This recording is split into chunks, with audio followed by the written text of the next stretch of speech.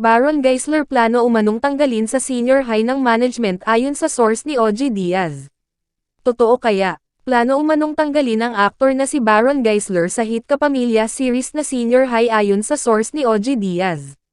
Sa Showbiz Update vlog ni OG Diaz ay napag-usapan nila ang tungkol sa sinabi ng kanyang source hinggil sa isyu ni Baron sa set ng Senior High.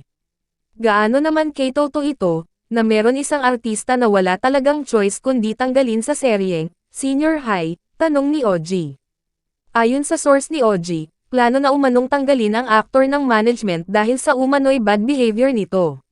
Mukhang magdedesisyon na ang management na tanggalin itong aktor na ito kasi raw, ito na nga yung sinasabi ko, talagang yun alak wala talagang gagawing mabuti sa katawan mo at sa pakikipagrelasyon mo sa mga kapwa-artista.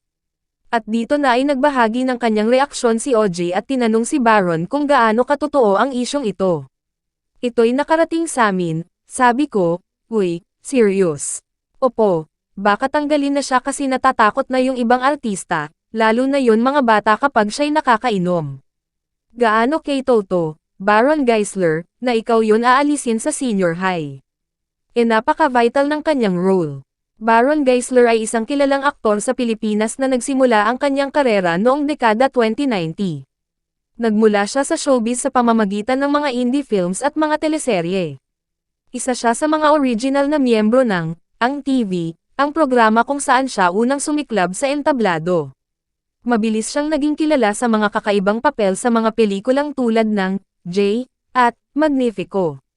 Naging kontrobersyal din si Geisler dahil sa mga alegasyon ng kaguluhan sa kanyang personal na buhay, ngunit nagpatuloy pa rin ang kanyang karera.